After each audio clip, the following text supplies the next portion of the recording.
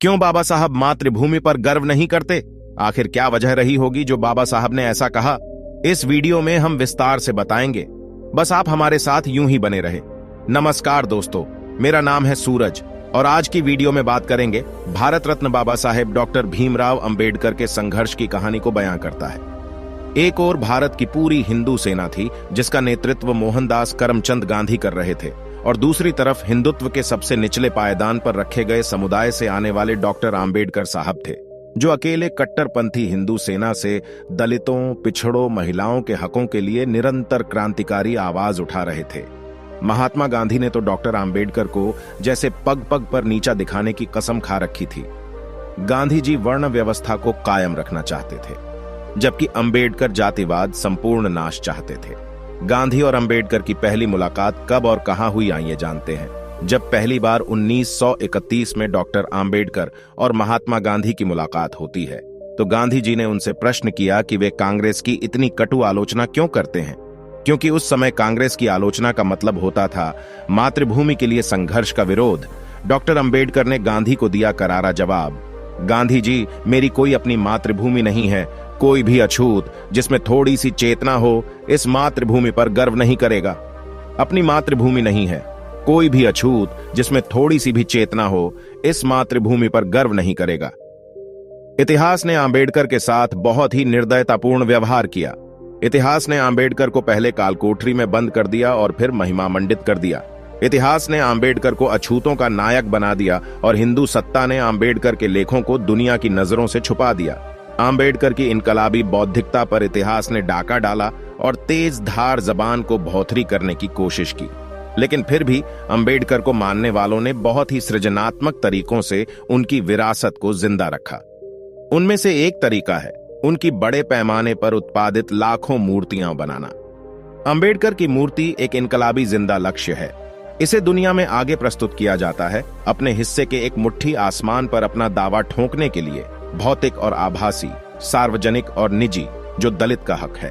दलितों ने अंबेडकर की प्रतिमा का इस्तेमाल किया है नागरिक अधिकारों पर अपना हक जमाने के लिए, उस जमीन पर दावा ठोंकने के लिए जो उनकी बकाया है, पानी जो उनका है, सार्वजनिक स्थान जो उनके लिए प्रतिबंधित किए गए।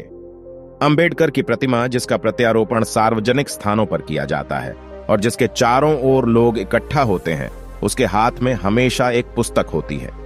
यह ध्यान देना महत्वपूर्ण है कि उनके हाथ में जो पुस्तक होती है वह क्रांतिकारी क्रोध से ओतप्रोत मुक्तिदायक जाति का विनाश नहीं होती। यह भारतीय संविधान की एक प्रति होती है जिसकी संकल्पना में आंबेडकर ने अति महत्वपूर्ण और सजीव भूमिका अदा की।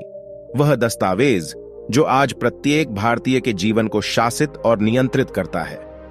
यूं कहने के लिए तो उस दिन दलितों ने और ऐसे तमाम लोगों ने जो अस्पृश्यता की समाप्ति के लिए संघर्षरत थे, महज तालाब का पानी पिया था। लेकिन रेखांकित करने वाली बात यह थी कि इस छोटे से दिखने वाले इस कदम के जरिए उन्होंने हजारों साल से जकड़ बनाई हुई ब्राह्मणवादी व्यवस्था के खिलाफ बगावत का ऐलान किया था। जानवरों को भी जिस तालाब पर जाने की मनाही नहीं थी, वहां पर इंसानियत के एक हिस्से पर धर्म के नाम पर सदियों से लगाई गई इस पाबंदी को तोड़कर वह सभी नई इबारत लिख रहे थे। यह अकारण नहीं कि महाड़ सत्याग्रह के बारे में मराठी में गर्व से कहा जाता है कि वही घटना जब पानी में आग लगी थी, उसने न केवल दलित आत्मसम्मान की स्थापना की, बल्कि एक स्वतंत्र राजनीतिक सामाजिक ताकत के तौर पर उनके भारतीय जनता के बीच अपने आगमन का संकेत दिया था। दलितों द्वारा खुद अपने नेतृत्व में की गई यह मानवाधिकारों की घोषणा एक ऐसा हुंकार था जिसने भारत की सियासी तथा समाजी हलचलों की शक्लो सूरत हमेशा के लिए बदल दी।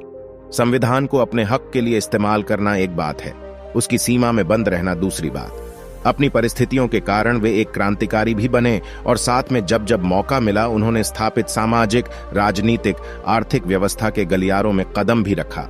उनकी प्रतिभा इसी में झलकती है कि वे अपने इन दोनों ही पक्षों के कार्यों को बड़ी ही दक्षता से और अति प्रभावशाली तरीके से अंजाम देते थे।